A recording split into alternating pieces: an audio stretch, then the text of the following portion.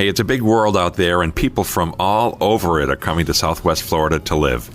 Realtor Cecilia Sculthorpe talks about selling to that international market on the episode of the Royal Palmcast that begins right now.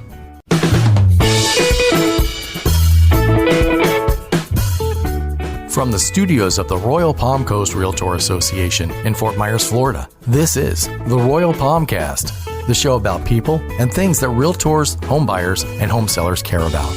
And now, here's your host, Jim Sanville. Hello and welcome to the Royal Palmcast. I am Jim Sanville, as you just heard. We are coming to you today from the production studio of the Royal Palm Coast Realtor Association in beautiful, sunny Fort Myers, Florida.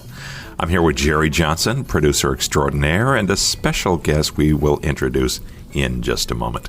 Jerry, how are things with you? Everything okay? Today is a great day, and yet I don't know how I am excited every time we get another guest in here, but today's guest is also one that's going to bring a lot of positivity and information. I'm really looking forward to it. Oh, I am as well. Jerry, you exude such positive vibes. It's a pleasure to work with you. That's me. I don't know if I say Mr. that Upbeat. often enough, Jerry, but it's a real pleasure. In any event, I don't want to spend another minute waiting to introduce our guest. Her name is Cecilia Sculthorpe. Cecilia, welcome. Thank you.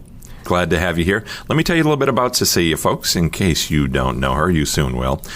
She is a realtor here in the Fort Myers, Cape Coral area of Southwest Florida, and the 2020 Global Business Council chair of the RPCRA, and also serves on the business committee. And she is also a member of the Attainable Housing Committee for 2020 for Florida Realtors, based in Orlando, covering the whole state of Florida. So she is all about real estate in Florida. Why don't we begin, if you don't mind, Cecilia, tell me a little bit about yourself, what's your background, where you're from. Okay. Well, first of all, thank you both for having me here today. I really appreciate the opportunity. I'm from San Francisco originally, born and raised in California. And so we have plenty of sunshine there, but actually San Francisco is kind of cold. I spent about 30 years out there, and I was in a profession that basically experienced a major hiccup. I was working as a financial advisor, and the stock market took a hit with 9/11. It was something nobody could have forecasted, and I ended up relocating to Hartford, Connecticut. Never been to the East Coast before. It was a huge move, and I took a job there as an insurance adjuster and auditor. And after that, I met my late husband. We moved to Maine, where I went from cold to colder. I'm from Maine. I didn't know that. Oh, you are? Oh. Where did you live? In Yarmouth.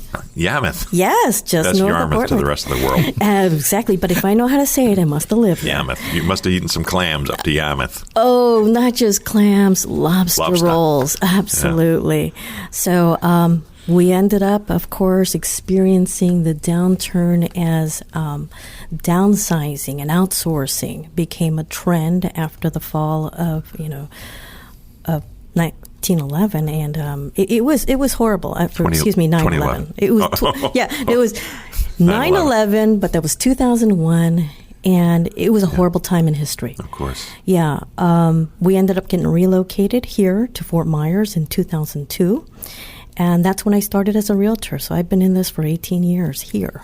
Wow.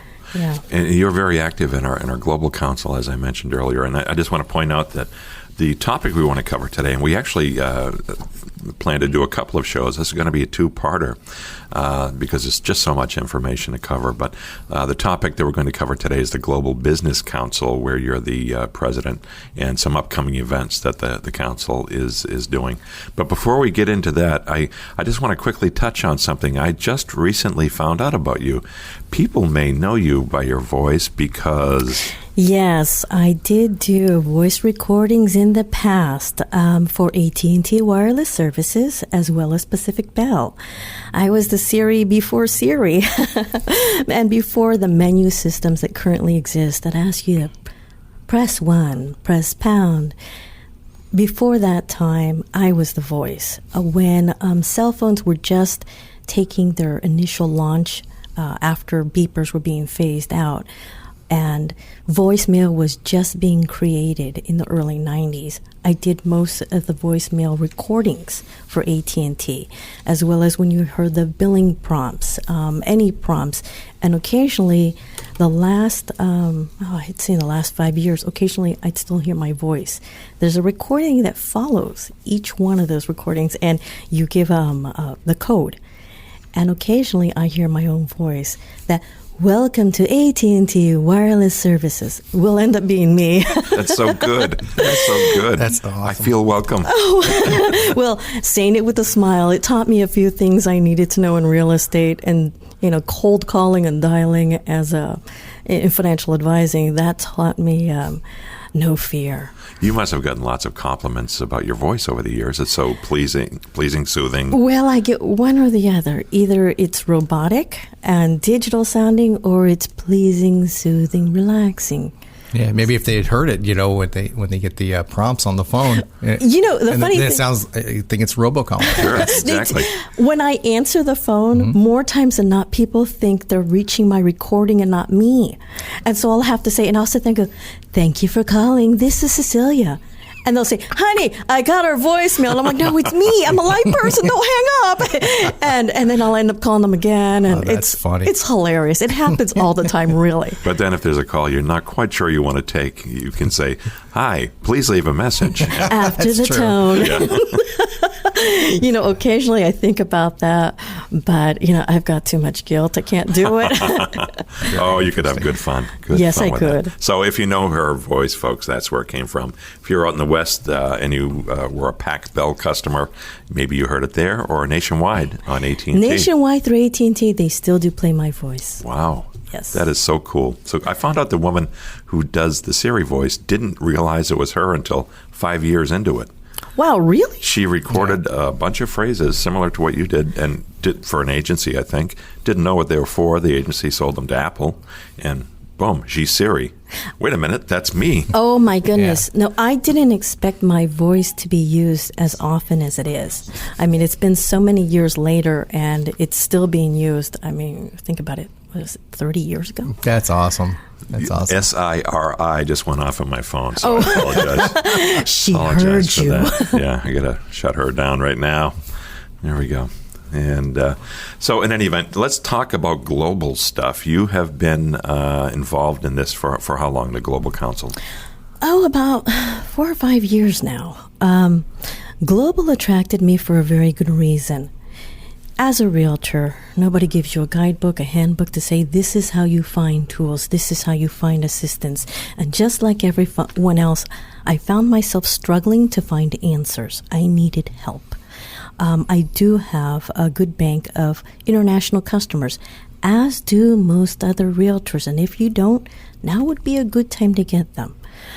When I was entering that process, I realized that there was help out there. It's just I didn't know it. And I didn't know it for a very long time. I've been licensed and working here for 18 years. So more of the time, I didn't know. And I realized that the only way to really excel and increase my capabilities in professionalism is to get engaged. So I dug in deep and I took the plunge. I dove. I wanted to get more information. And this industry calls for a lot of competition, but it also calls with a continuous basis of customers that you can reach if you want to. This area is inundated with international buyers, sellers, and consumers, and it's not just this area. The state of Florida accounted for $16 billion with a B in real estate sales in the last year. That's a lot. And our top 3 consumers that are international in this specific area is Canada, Great Britain, the UK, and Germany. So you have a 2 out of 3 chance that they're going to be an English speaker. So you don't need to speak another language. You don't need to be from another country in order to participate in selling to an international. However, it's not the if, it's the when. Be prepared. Be informed, educated. There are tools, and that's what we're here to do as the Global Business Council, is to assist you in providing not just the educational tools necessary, networking opportunities, events, helping you to get immersed to understand the consumer you will be experiencing at some point or another. Interesting. So you don't even need to speak Spanish necessarily if you're here, Absolutely because not. there's so many clients. Exactly. You don't need to speak Spanish. I did not start out as a Spanish speaker, and I am born and raised in the good old US of A. I'm not foreign. Many of our agents are foreign and have that capability. However, do you need to? No. Because it can be from another English-speaking country, and they can speak English. However, if you do not speak that language, and you see that that is their predominant language, it is imperative that you partner up with an agent who does, or hire an interpreter because of liability. You cannot assume that they are understanding complex terms, terminology, and jargon that they're being presented with, and they're not being interpreted if you do not speak that language. So this is an important transaction. It is not the case where you can say, well, I'll wing it. I've got an app, Google Translate. It'll work just fine. Not a wise choice. There are so many people in our local association who speak probably the language you're looking for, and if not, we can provide you with guidance. There's a FARBAR form. Some of the FARBAR forms are translated in Spanish. Can you use them for the transaction? No. However, if you had a customer that needed to see the FARBAR form for the residential sale and purchase, could you provide it for their review so that they're reading it in the language they comprehend? Yes. And FARBAR is a commonly used contract. It is. I'm Florida sorry. Real It's a Estate. Florida Association of Realtors, and the Bar Association will, now we call it FR, but they're referred to as the FARBAR FARBAR, forms. right. Exactly. Right. Yeah. So how about other languages besides Spanish and English? Portuguese? I mean, some Brazilians here, right? There are Portuguese. Generally, these documents, I have not seen them translated in other languages other than Spanish. Okay. And I think part of that reason is in Florida, as you know, we have Miami, a robust, amazing, huge board, and they do provide services to their agents in Spanish, courses as well as education, as well as forms. However, because the state of Florida being in the United States, our language is English, and if you're going to court, it's going to be in English. It is required to be in English. Do we have agents who speak those languages? Absolutely. Very soon we will have our own website, and there will be an icon on our dashboard to access tools from our Global Business Council. And we've had just tremendous support from Beata Jones, our CEO, which thank you so much.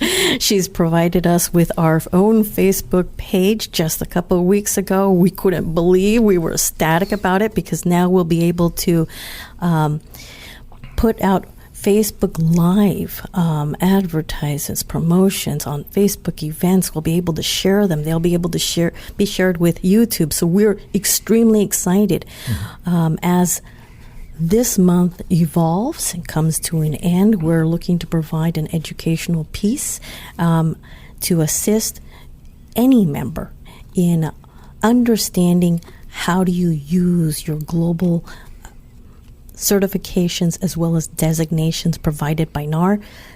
We're in a really interesting time right now, a time of change, a time to reevaluate your business, where you stand, or what's happening around us post-COVID or in the midst of COVID. How has it affected us personally, our business? Are we busy? Are we completely not busy? Everybody's been inundated in taking webinars and courses online as we've all been stuck in our homes in this quarantine and national, global pandemic. And in that, we've come to a realization. The world is changing, and so must we. so must our business. When we come back, I want to talk to you a little bit about what's the best way to get started in breaking into the foreign market if you've been used to selling only to English-speaking people who are, from other states. I want to talk to you about that. But we do have to take a quick break. It's going to be a very interesting one, I promise, and we will be right back with Cecilia Sculthorpe after this.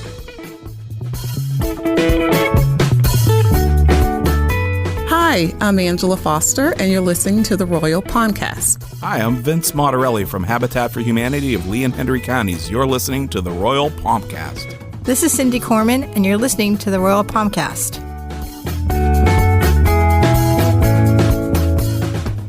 As we strive to continue providing our Realtor members with the resources and tools they need for success, we wanted to make you aware of MLS services, MLS Touch, e-commissions, and MLS Showing Time. Make sure to check out our Facebook page for more detailed information on what these services provide, and of course, all the other valuable resources, classes, and events the Royal Palm Coast Realtor Association has to offer. At RPCRA, we're committed to the success of all members. That's who we are. We hope you're enjoying the Royal Palmcast, a production of the Royal Palm Coast Realtor Association, your association for realtor services, resources, and education. We are committed to the success of all of our members and advocate for property rights, both residential and commercial, as we continue our efforts in participating and influencing public policy on local, state, and national levels. Your association also leads the way with community involvement, member engagement, promoting the use of local, state, and national benefits, and more, all of which helps provide a superior realtor experience. The staff of RPCRA is here for you. Visit our website at rpcra.org and make sure to find us on Facebook, Twitter, and other social media for valuable information on upcoming classes and events.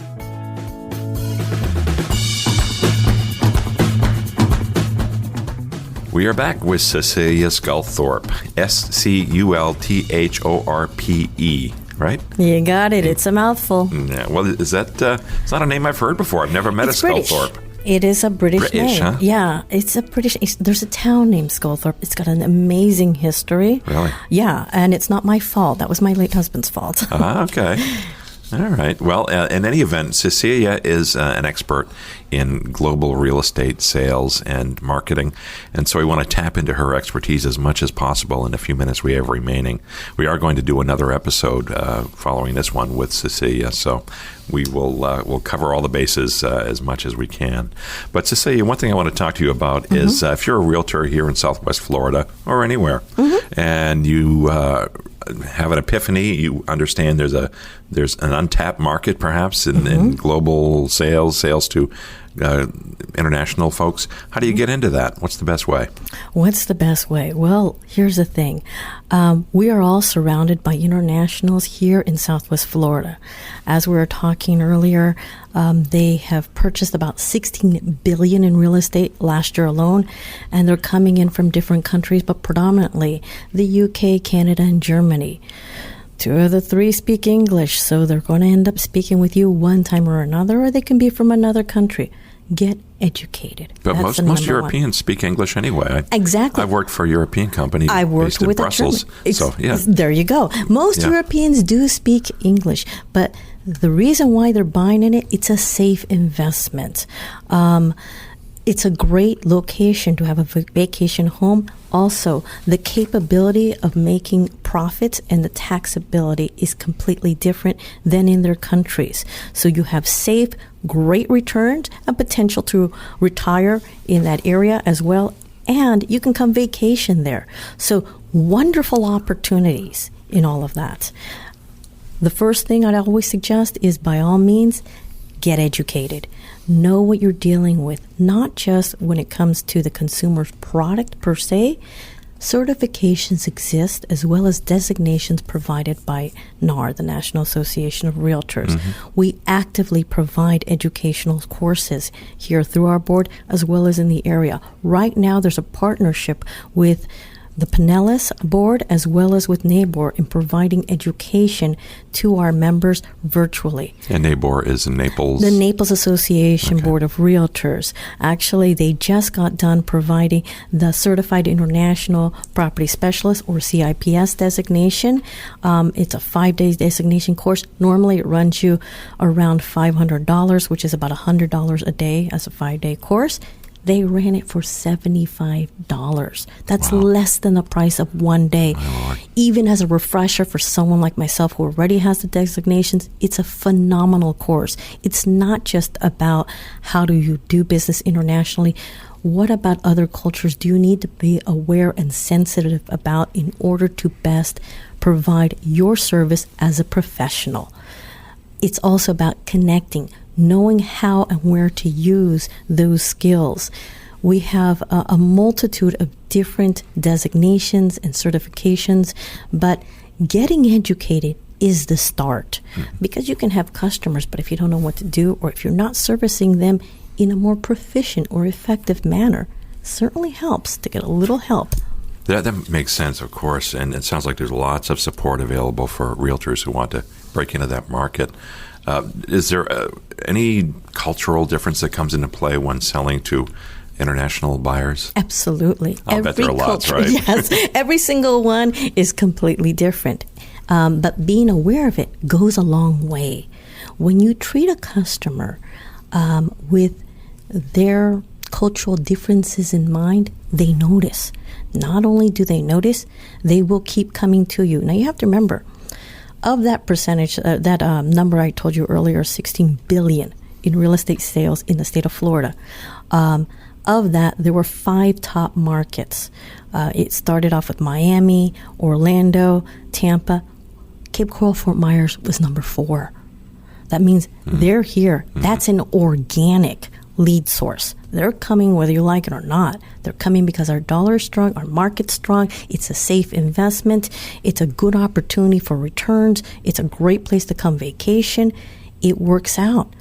They're here, we're here, let's work together. So it makes sense to know a little bit more of the market that's already penetrating our area. Yeah, it's been my experience working for global companies and being married to someone who was born on another continent that Americans don't always have the appreciation of others' cultural traits. You're absolutely right. That other countries do of ours and others. So exactly. And the courses help you understand when to back off, who to speak, how to speak to them, how to take their cultural differences in account and basically help build the relationship between them.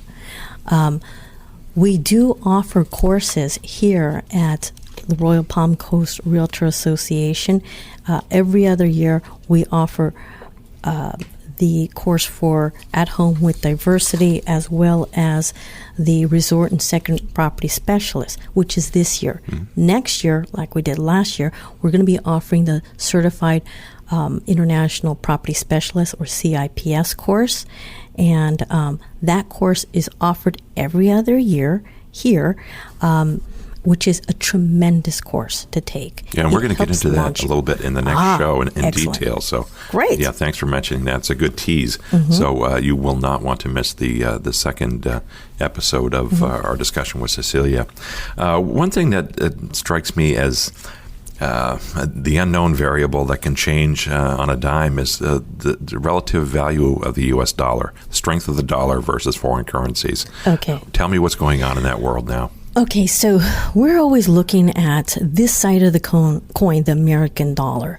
And we look at property as, is it priced too high? Is it priced too low? What is it incomparable with other properties in that market? But we're not looking at exchange rate and how other countries and their economic fluctuations are affected by exchange rates. Does it improve their situation? Does it worsen their situation? And as we walk into this new emerging world, post-COVID-19, we'll be exploring, hopefully, we're trying to put together a program for July. We generally provide an international day where we provide a multitude of educational opportunities in a one-day forum. However, Since our world has been disrupted with the coronavirus, we're looking to provide the entire month of July with a series of 1-hour webinars, one every single Thursday for about an hour, with the awareness of COVID-19, and we're exploring exactly that. How has the dollars economically affected the areas, the countries that we have consumer absorption and consumption from already?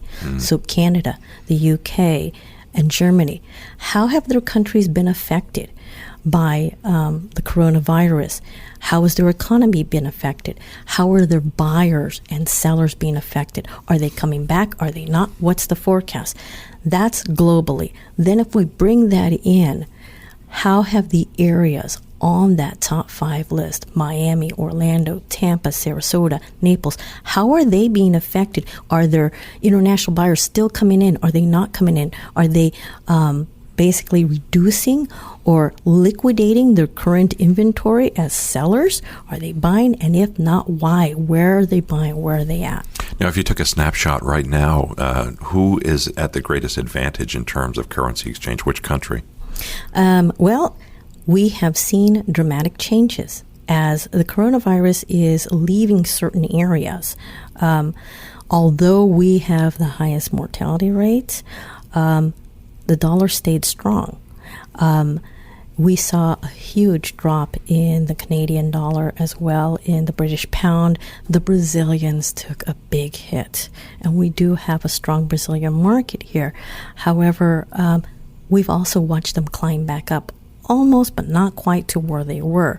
So they're starting to re-strengthen, they're starting to regain ground, but it's been slow, and we're not out of the woods yet. We're seeing in the news that, numbers are spiking as far as, people testing positive to COVID-19 still. So I think as we explore this isn't going to go away as quickly as we expected, and that's why we're bringing a series of fireside chats and interviews to become aware what happened, where are they at now, where do we stand as Southwest Florida? Are they coming or are they not? Are we going to need to tighten our belt? But also we need to speak with public leaders, the Visitors and Convention Bureau, as well as Economic Development and RSW. What have they seen because of the lack of tourism? I mean, there was a ton of dollars that were lost in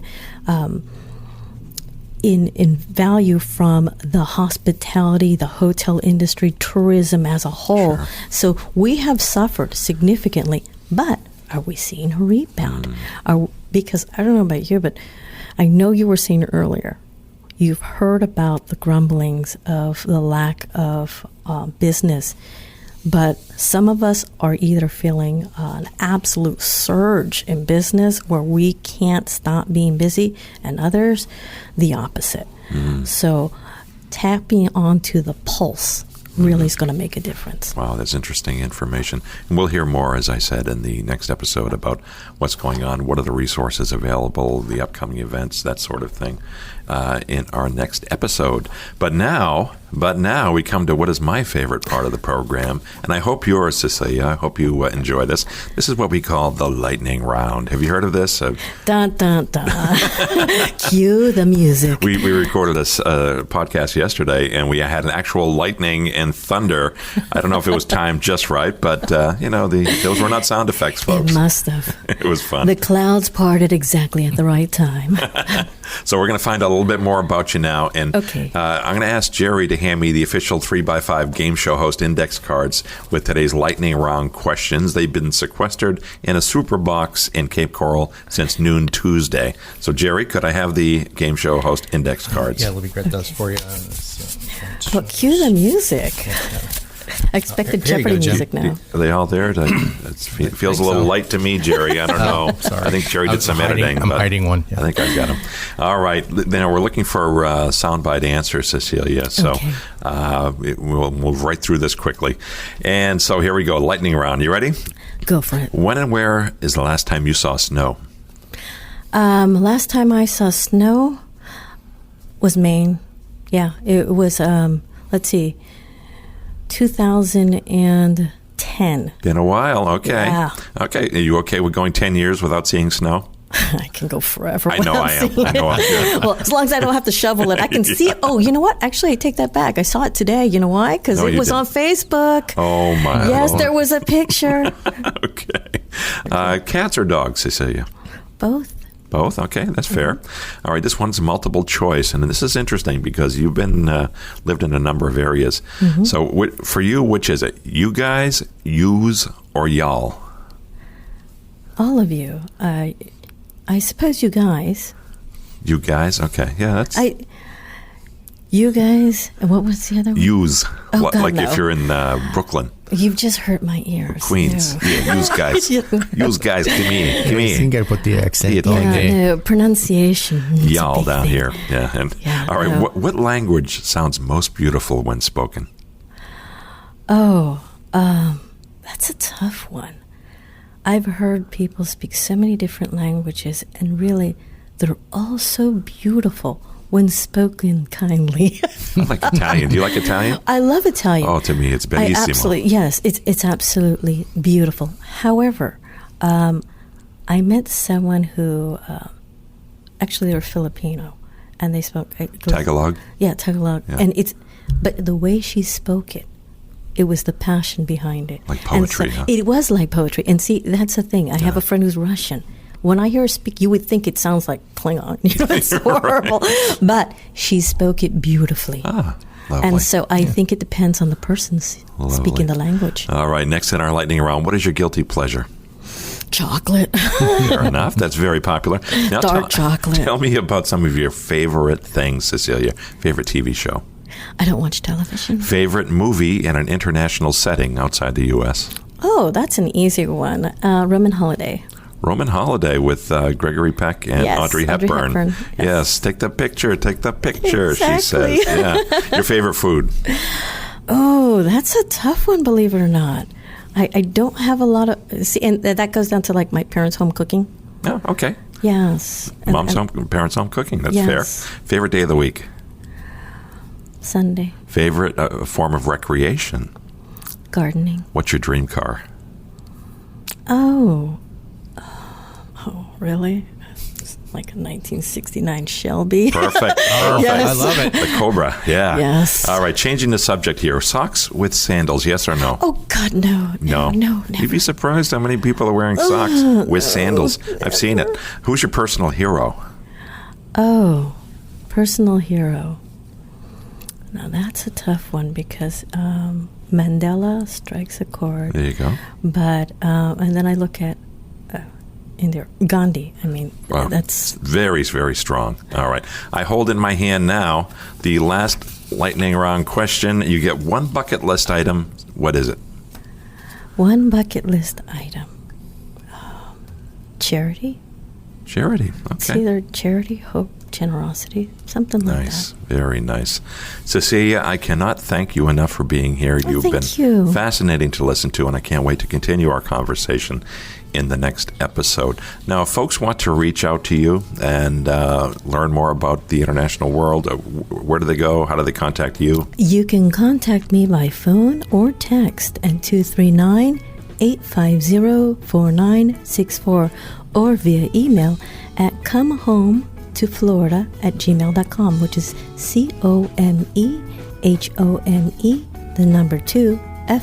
COMEHOME2FL@gmail.com. I'm pretty sure that was a recording. Is this AT&T? You know, I didn't slow it down. I was going to do that, 850, but I chose not to. Wow, that is a mad skill. I love that. I love that. All right, it's time to say goodbye. And if you want to get in touch with us here at the Royal Palmcast, you can do so by sending an email to shows@rpcra.org. That's rpcra.org for Royal Palm Coast Realtor Association. And I am your host, Jim Sanville. For Jerry Johnson, we'll sign off and look forward to seeing you next time. Thanks for listening to the Royal Palmcast. Tune in again for more episodes and make sure to check out our sister podcast, Realtor Riff Rap, and our video news show, Realtor's Corner, which can be found on the Royal Palm Coast Realtor Association Facebook page and YouTube channel. Sponsorship opportunities for these programs and more coming soon. So stay connected with RPCRA and stay tuned. This has been a production of the Royal Palm Coast Realtor Association.